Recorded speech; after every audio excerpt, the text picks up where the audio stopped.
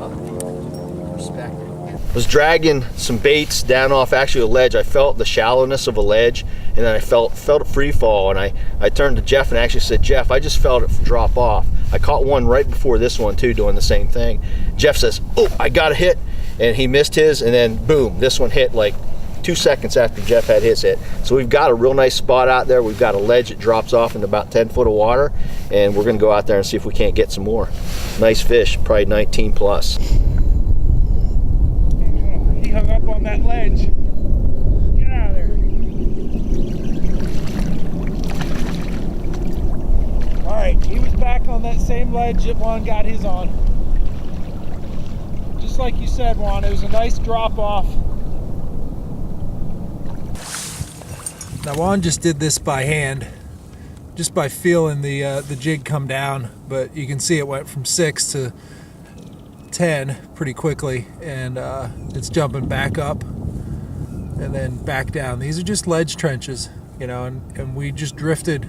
That might actually be a fish sitting over above the bottom right there, and we're back to 10. But it went from 6, you know, 6.5 to 10, you know, with a series of ledge trenches, and it was right up in here, and you might be able to detect, you know, the boil on the surface if you look real close, but he just did it with his jig. You know, all he did was get his, you know, jig down there, and he felt the angle of the line, and he felt it kind of dragging across the top, and he felt it free fall, and he knew, you know, hey, somewhere out there there's a drop off. And right at that drop off is where he picked up that, and it ended up being a 19.5 incher, right at 4 pounds.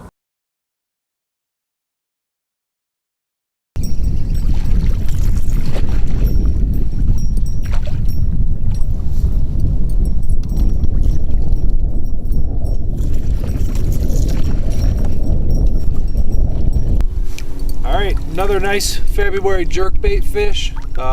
This one in an area that we hadn't caught him in before. It's nice to, you know, catch good fish like that in a spot you haven't caught before.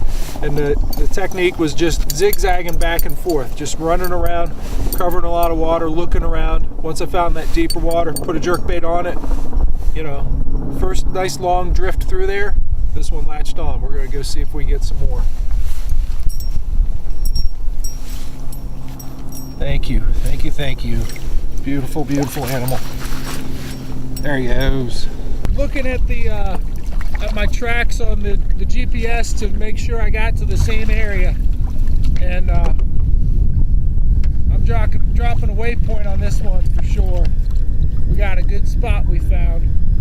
All right, nice fat 18 incher right where I just got the 19. Use the suspending jerkbait as a means to locate fish. Went back in with a finesse jig and craw, and now we're going to pick it apart. See how many big fish are in this one spot. See you later, fat fishy. Okay, we're coming up on where I marked the waypoint for the 18.25 incher, and generally here, I mean, we're at 6.2. A lot of this pool is deeper. It's like 8, 9, 10 feet, and that's our pattern today, is to find the areas where you have big, deep, expansive areas and get to the upstream side of it, and where it's you know, coming up shallow again, up at the top. That's where the aggressive fish have been.